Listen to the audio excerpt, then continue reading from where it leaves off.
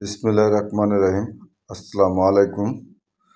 যারা আপনারা বোলেরো গাড়ি খুঁজতেছেন, বিগ বোলেরো গাড়ি খুঁজতেছেন, তাদের জন্য এই গাড়িটি নিয়ে আসলাম আজকে। গাড়িটি একদম cabin original colour, fresh condition, running গাড়ি।